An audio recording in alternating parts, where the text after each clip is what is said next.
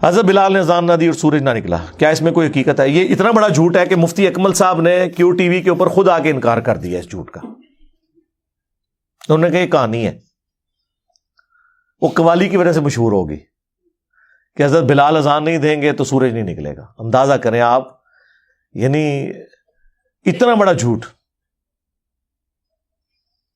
جبکہ ہمیں بخاری مسلم میں بالکل الٹ ملتا ہے اس کے. بخاری مسلم دونوں میں حدیث ہے، مسلم میں ذرا تفصیل کے ساتھ ہے، بخاری میں اس کا کچھ حصہ ہے. مسلم میں یہ ہے کہ نبی علیہ السلام ایک سفر کے دوران صحابہ کرام سے مشورہ کیا تو اکثریت کی رائے یہ تھی کہ رات کو آرام کرتے ہیں، فجر کے وقت نماز کے لیے اٹھ جائیں گے. نبی علیہ السلام کی خواہش یہ تھی کہ یہ سفر ہے، ہو سکتا ہے رات کو ہم سوئیں اور آنکھ نہ کھلے. اس زمانے میں کوئی الارم یا اس طرح کی چیزیں تو نہیں ہوتی تھی، تو نماز پڑھ کے ہی سوئیں. بہرحال حضور نے مشورہ مان لیا اور الٹیمیٹلی حضرت بلال کی ڈیوٹی لگی کہ وہ اپنی سواری پہ، اونٹ پہ بیٹھ کے مشرق کی طرف دیکھیں گے. جب پو پھوٹے گی نا طلوع فجر کے لیے، ختم سیری والی پو جو سفیدی ہلکی سی نکلتی ہے، جو فجر کا وقت ختم ہونے کے بعد نکلتی ہے وہ زردی ہوتی ہے جو سورج نکل رہا ہوتا ہے. ایک فجر کا وقت داخل ہوتے وقت ہلکی سی سفیدی پھوٹتی ہے مشرق کی طرف، جسے صبح صادق کہتے ہیں، جبکہ وہ بالکل وائٹ اور بلیک ڈورا جو ہے وہ ممتاز ہو جاتا ہے.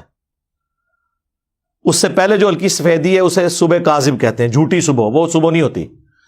پھر وہ صبح صادق آتی ہے جسے ہم طلوع فجر کہتے ہیں یا ختم سحری.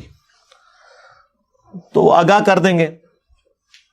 لیکن اللہ کا کرنا کیا ہوا کہ حضرت بلال تھوڑی دیر تو وہ مطلب دیکھتے رہے، پھر انہیں بھی اونگ آنا شروع ہوگی اور وہ بھی سو گئے.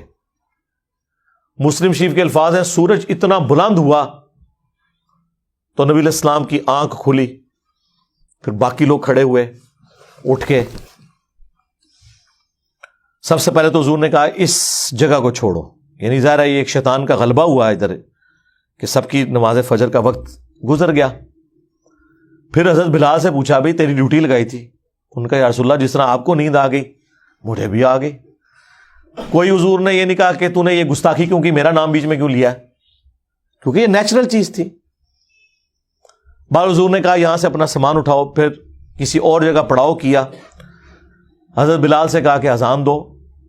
ویسے آپ ہوتے تو کہتے بلال تے اج اون تو کچھ عرصہ تو تے چھٹی کرنا، تو جڑا کام پایا ہے نا سارا دن نماز خراب کیتی ہے. نہیں، حضرت بلال سے اذان دلوائی اور پھر آپ نے، سورج اتنا بلند تھا، آپ نے فجر کی نماز جماعت سے پڑھائی.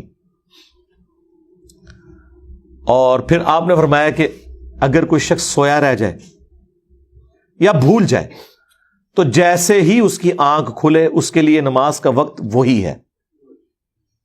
اور پھر آپ نے قرآن کی آیت تلاوت کی، وَأَقِمِ الصَّلَاةَ لِذِكْرِي، اور میری یاد کے لیے نماز کو قائم رکھنا. یہ جو آخری حصہ ہے نا کہ کوئی بھول جائے یا سویا رہ جائے، جب یاد آ جائے نماز پڑھ لے، اور پھر حضور کا وہ آیت تلاوت کرنا، یہ حصہ بخاری میں بھی ہے. لیکن مسلم میں پورا واقعہ لکھا ہوا ہے. اس واقعے سے کتنے مدنی پھول ملتے ہیں. ایک تو علم الغیب والا عقیدہ آپ کا کلیئر ہو گیا کہ نبی الاسلام بھی سوئے رہ گئے، آپ کو نہیں پتا چلا، ورنہ آپ نے جان بوجھ کے تو نماز نہیں قضا کرنی تھی. حاضر و ناظر والا بھی عقیدہ، استعانت والا عقیدہ، آپ کے سارے وہ عقیدے جو آپ نے خود سے بنائے ہوئے ہیں. حالانکہ نبی کے بارے میں تو یہ ہے، بخاری مسلم میں آیا کہ نبی علیہ السلام نے فرمایا کہ ہم انبیاء کی صرف آنکھیں سوتی ہیں، دل جاگتا رہتا ہے. اس لیے نبیوں کا وضو نہیں ٹوٹتا سونے سے. جو حضرت عائشہ کہتی ہیں اسی حدیث میں کہ حضور کے خراٹوں کی آواز میں نے سنی. نبی علیہ السلام بہت اونچے نہیں لیکن تھوڑے بہت تو خراٹے لیتے تھے جو سوتے وقت آواز آتی ہے. اور آپ اسی طرح نماز آپ نے پڑھا دیا. آپ نے فرمایا ہم انبیاء کا دل نہیں سوتا، صرف آنکھیں سوتی ہیں. لہذا انبیاء کا وضو سونے سے بھی نہیں ٹوٹتا سوائے ان چیزوں کے جن چیزوں سے ٹوٹتا ہے. تو چونکہ وہ غافل نہیں ہوئے ہوتے، لیکن یہاں پر نبی علیہ السلام کو پتہ ہی نہیں چلا کہ سورج نکل آیا. تو یہ مسئلہ بھی کلیئر ہو گیا. اور یہ مسئلہ بھی کلیئر ہو گیا کہ حضرت بلال حبشی رضی اللہ تعالیٰ عنہ، جن کے بارے میں آپ نے قوالی میں سنا تھا کہ وہ اذان نہ دیں تو سورج نہیں نکلتا، وہ تو سوئے رہ گئے، اور سورج نکلا کیا؟ باہر نکلایا۔ جس دن بلال کی عزت سٹیک پہ لگی ہوئی تھی اس دن تو سورج نکل آیا۔ اگر حضرت بلال کی عزت کی حفاظت دیکھی جائے تو اس دن ہونی چاہیے تھی کہ کوئی فرشتہ جا کے حضرت بلال کو جگا دیتا کہ حضرت اٹھو، نہیں تو لوگوں نے گلاں کرنی ہے جے بعد وچ۔ اور وہ واقعہ جی، وہ جو ان کی زبان میں لکنت تھی تو وہ صحابہ نے شکایت لگائی، تو اگلے دن حضور نے ان کو اذان دینے سے روک دیا، تو اس دن سورج ہی نہیں نکلا۔ لیکن یہ ہے کہانی، اور مسلم شریف نے وہ کہانی کھول دی۔ اسی لیے ہم کہتے ہیں یہ کتابوں کا خدا، یہ کتابوں کا پیغمبر، یہ کتابوں کا واقعہ، اور وہ بابوں کے بتائے ہوئے واقعات۔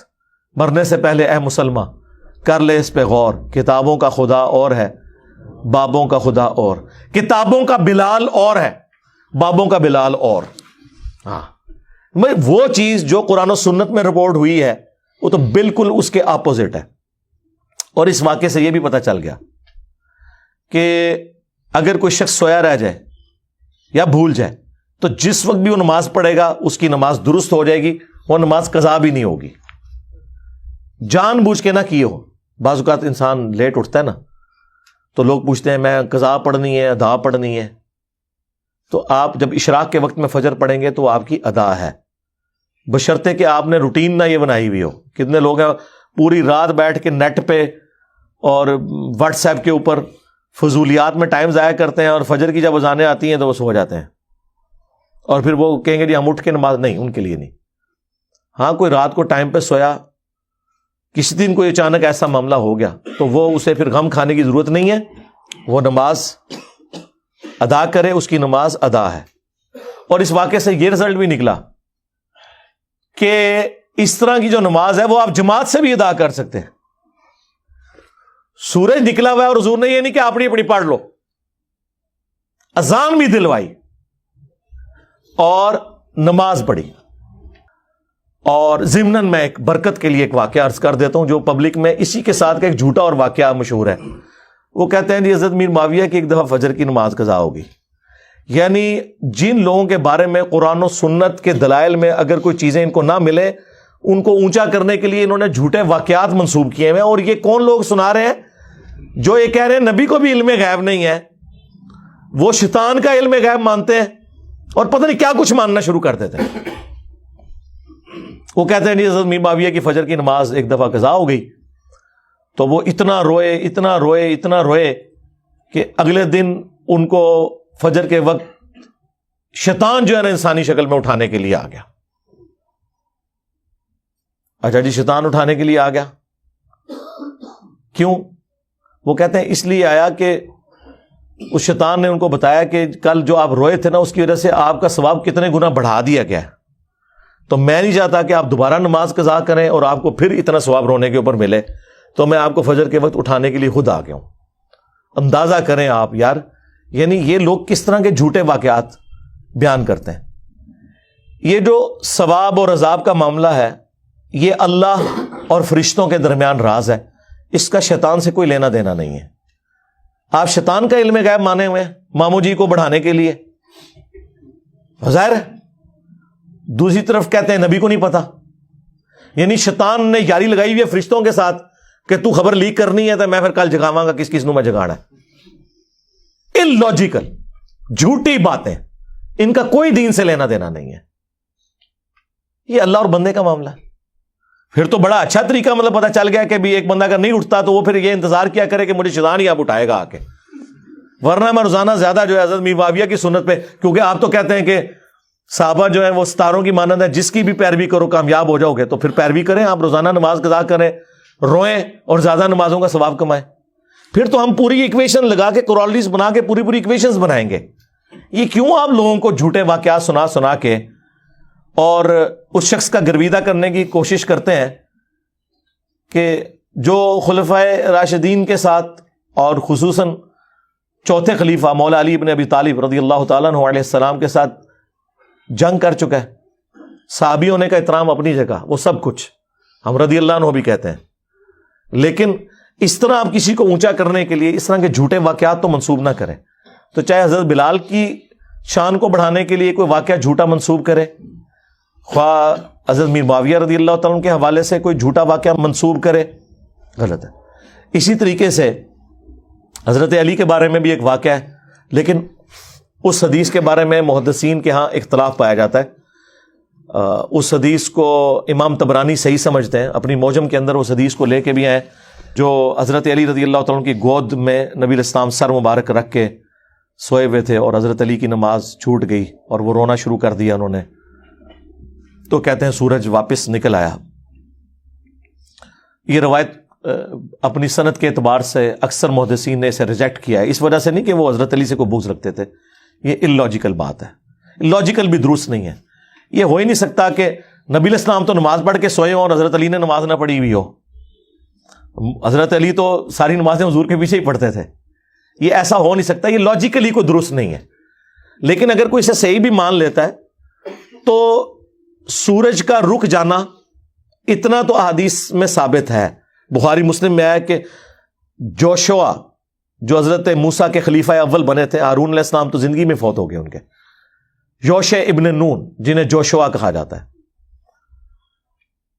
ان کی جنگ تھی بت پرستوں کے ساتھ، مشرکین کے ساتھ، اور ہفتے کا دن شروع ہونے والا تھا، یعنی جمعے کی مغرب کا وقت قریب آ گیا تھا، اور ہفتے کے دن یہودی جنگ نہیں لڑ سکتے تھے، ان کے لیے وہ حرمت کا دن تھا۔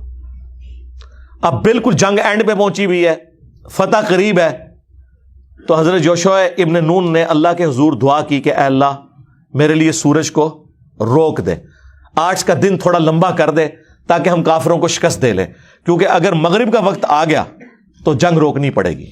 تو حضرت یوشع ابن نون کی دعا کی برکت سے اللہ نے سورج کو روک دیا، یہ بخاری مسلم کے الفاظ ہیں، اور ان کو فتح نصیب ہوگی۔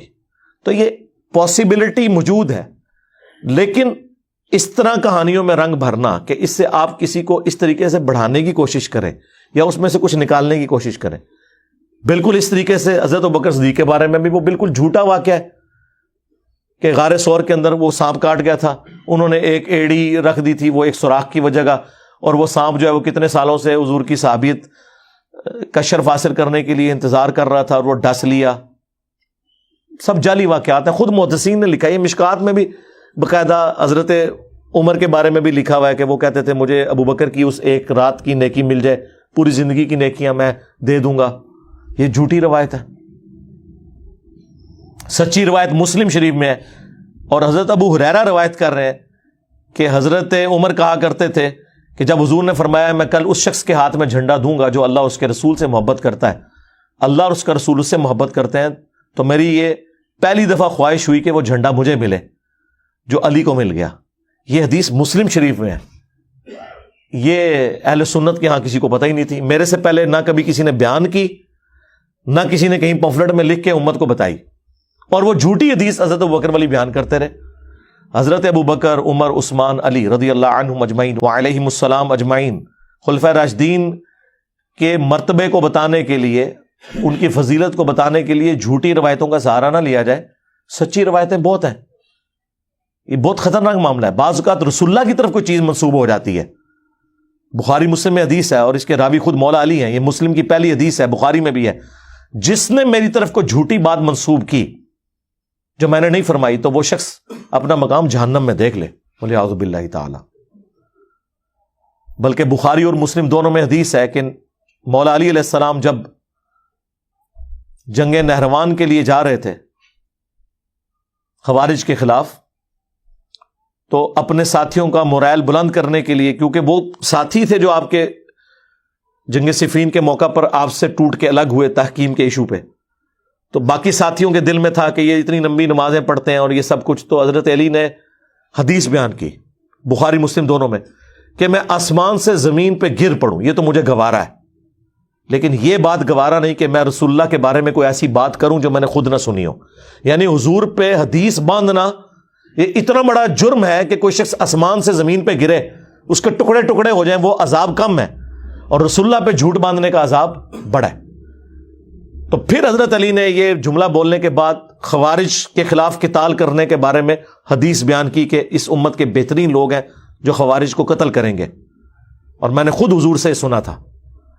اور مسلم میں تو الفاظ ہیں کہ میں اب اگر ساری باتیں بتاؤں تو شاید تم میں سے بعض لوگ اس فضیلت کو اتنا بڑا سمجھیں کہ وہ سمجھیں آج کے بعد ہمیں کسی نیک کام کی ضرورت ہی نہیں ہے، جتنا بڑا کام خوارج کے خلاف قتال کرنا ہے۔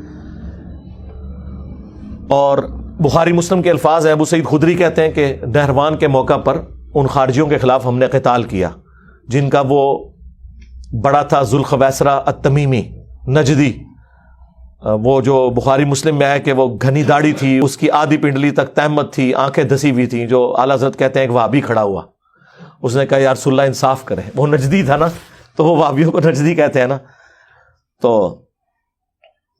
اس میں نبی اسلام نے فرمایا کہ اس کی نسلوں میں بھی ایسے لوگ پیدا ہوں گے، اور اے علی تم رشک کرو گے ان کی نمازوں کے اوپر، اتنی لمبی نمازیں پڑھیں گے لیکن دین سے ایسے نکل جائیں گے جیسا کہ تیر اپنے شکار میں سے نکل جاتا ہے اور اس پہ کوئی اثر باقی نہیں رہتا، یعنی آر پار جب شکار سے ہو تو خون کا اثر بھی نہیں اس پہ ہوتا، یہ حالت ہوگی، اور میں اپنے زمانے میں پاؤں تو قوم عاد کی طرح انہیں تباہ و برباد کر دوں۔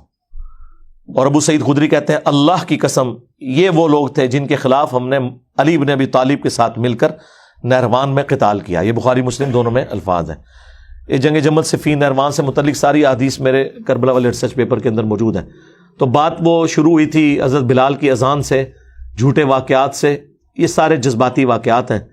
اس طرح حضرت بلال کی طرف یہ بھی ایک جھوٹا واقعہ منسوب ہے تاریخ کی کتابوں میں کہ جی وہ مدینہ چھوڑ گئے تھے کہ میں اب اذان دوں گا، تو حضرت حسن حسین نے بعد میں ان کو ریکویسٹ کی جب وہ واپس آئے اذان کے لیے، وہ واقعہ بھی ویسے آنسو نکالنے کے لیے بہت اچھا واقعہ، وہ حقیقت بات ہے، وہ عشق و سرور میں ڈوبا ہوا ہے، لیکن ان کی اسنادی حیثیت کوئی نہیں ہوتی ہے، اس لیے اس طرح کے واقعات سے بچنے میں ہی عافیت ہے۔ بعض اوقات پھر اس کے ساتھ عقیدے ایسے جڑ جاتے ہیں کہ پھر ہمیں قرآن و سنت کے دلائل کا دفاع کرنے کے لیے ایڑی چوٹی کا زور لگانا پڑتا ہے ان جھوٹے واقعات کی وجہ سے۔ یعنی ہم کہہ رہے ہیں قرآن میں لکھا ہے ایاک نعبد و ایاک نستعین، یہ کہتے ہیں نہیں جی وہ سلطان باؤ نے تو کہا ہے سن فریاد پیرا دیا پیرا، یعنی ہم آیت پڑھ رہے ہیں اور یہ آگے شعر پڑھ رہے ہوتے ہیں، ہم حدیث پڑھ رہے ہوتے ہیں، یہ کہانیاں اور واقعات سنا رہے ہوتے ہیں۔